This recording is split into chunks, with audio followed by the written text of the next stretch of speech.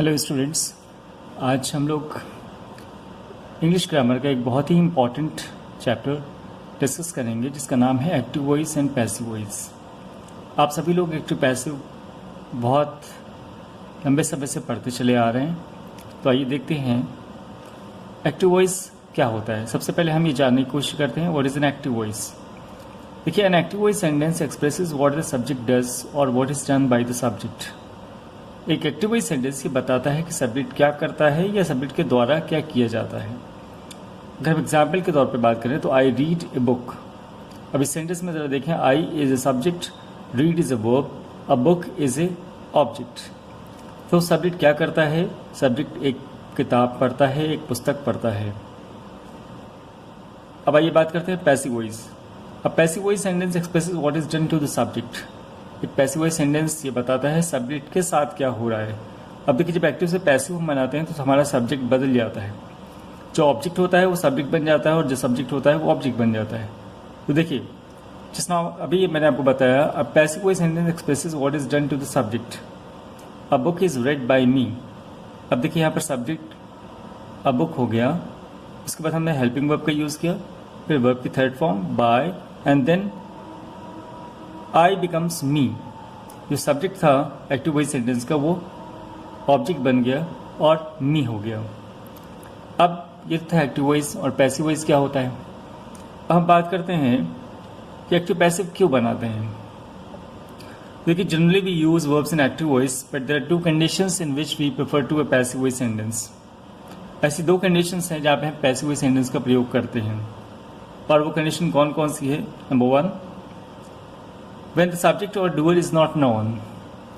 जब किसी भी सेंटेंस में सब्जेक्ट या डूअर कर्ता का पता ना हो तो वहाँ पर हम पैसिव वॉइस सेंटेंस का प्रयोग करते हैं। For example, my pocket was picked in the fair. उदाहरण के तौर पे एग्जाम्पल मैंने दिया, my pocket was picked in the fair. अब मेरी जेब मेले में मेरी जेब कट गई। अब किसने काटी मुझे नहीं पता, तो वहाँ पर हम पैसिव वॉइस सेंटेंस का प्रयोग करेंगे, यानी पे यहाँ पर डूअर का सब्जेक्ट का पता नहीं है। दूसरा example, when the action is more important than knowing who और व्हाट कॉजेज इट।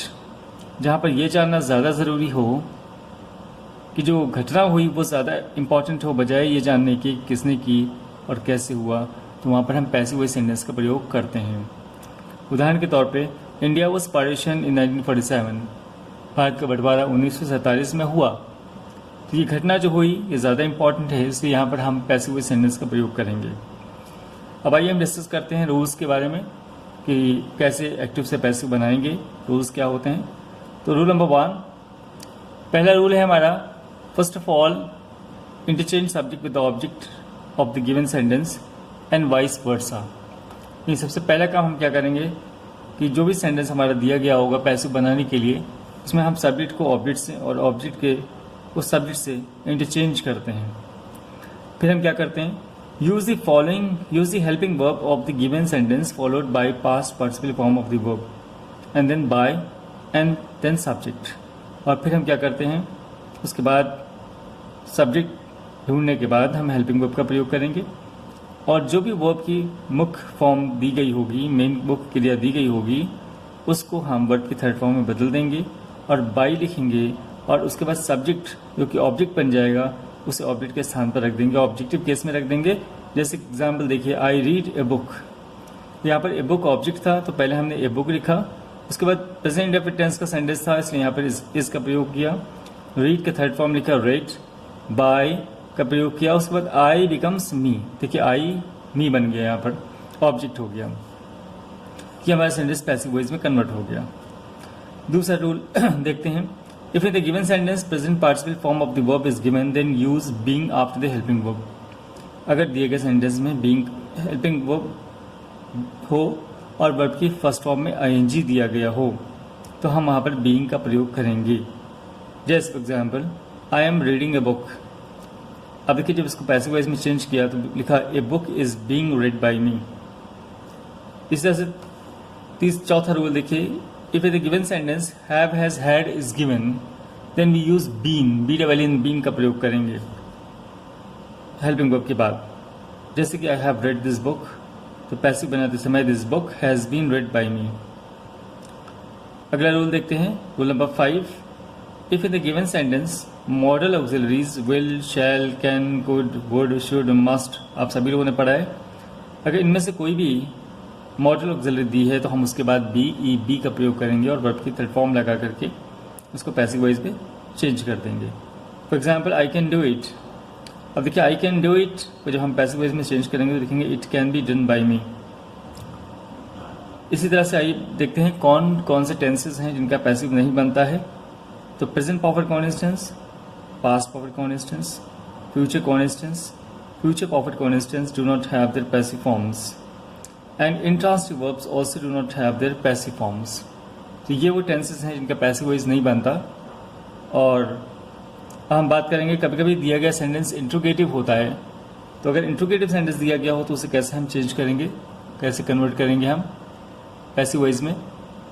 तो देखिए if the given sentence is interrogative while converting it into passive voice it remains interrogative and active voice sentence beginning with who will begin with by whom।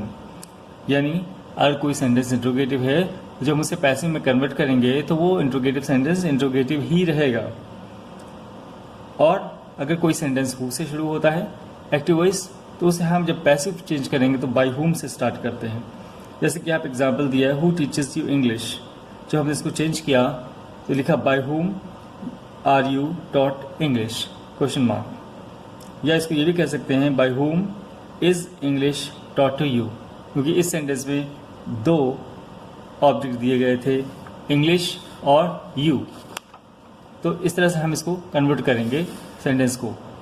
अब कभी कभी sentence जो दिया जाता है वो इम्परेटिव होता है, तो अगर हमारे इम्परेटिव सेंटेंस दिया गया हो तो हम क्या करेंगे उसको, if the given sentence is imperative and object is also given then we use this formula. कौन सा फॉर्मूला यूज करेंगे, let plus object plus be plus third form of the verb. इस तरह से हम इसको चेंज करेंगे। जैसे एग्जाम्पल डू इट, जिसको हम चेंज कर सकते हैं लेट इट बी डन। या अगर आपको लगता हो कि यहाँ पर ऑर्डर है तो हम इसे ये भी कह सकते हैं you are ordered to do it. इस तरह से प्लीज डू इट। अब देखिए प्लीज लग जाने से पता चलता है कि यहाँ पर रिक्वेस्ट हो रही है, तो प्लीज यहाँ पे लग जाएगा, वहाँ पे हम इसे शुरू करेंगे you are requested to say, you are requested to do it. अगला सेंटेंस देखिए हेल्प द पुअर। देखिए सारे इम्परेटिव सेंटेंस है। Let the poor be helped, क्योंकि किस हेल्प द पुअर यहाँ पे ऑब्जेक्ट दिया था, इसको लेट से भी बना सकते हैं। और यहाँ पर देखिए कोई अच्छी बात कही जा रही है, सुझाव दिया जा रहा है, किसी को सलाह दी जा रही है, उसको हम ये भी कह सकते हैं you are advised to help the poor. इसको ये भी कह सकते हैं the poor should be helped. इसके अलावा कुछ और भी सेंटेंसेस होते हैं। आपको कभी कभी कुछ टिपिकल सेंटेंसेस दे दिए जाते हैं, या कभी कभी कुछ एक्सेप्शनल सेंटेंस दे दिए जाते हैं जिसमें कुछ अलग से रूल्स लगते हैं। तो आइए कुछ एक्सेप्शनल सेंटेंस की बात कर रहे हैं। जैसे डू यू नो मी, जब इसका पैसिव बनेगा तो लिखेंगे am I known to you. तो ध्यान रखिए नो के बाद में बाई नहीं आता बल्कि टू आता है, TO2। इस तरह से दूसरा सेंटेंस से देखिए दिस बॉक्स कंटेन्स 100 एप्पल्स।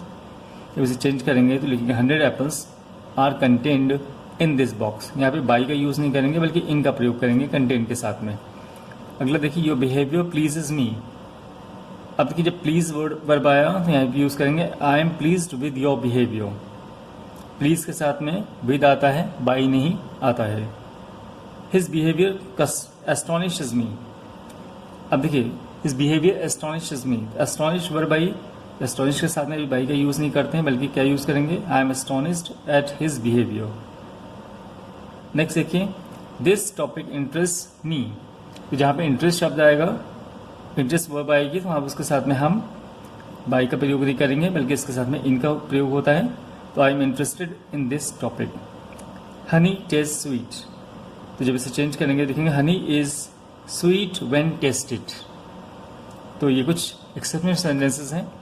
जैसे कि अगला सेंटेंस देखिए this is the time to close the shop. जब इसे चेंज करेंगे तो लिखेंगे this is the time for the shop to be closed. या अगला सेंटेंस देखते हैं ही लॉफ्स एट मी। अब देखिए लॉफ एक इंट्रांसिटिव वर्ब है, लेकिन जब इसे इसके सामने चूंकि ऐड दिया है प्रीपोजिशन और प्रीपोजिशन का ऑब्जेक्ट दिया है मी, इसलिए हम इसे चेंज कर सकते हैं पैसिव वॉइस में। I am laughed at by him.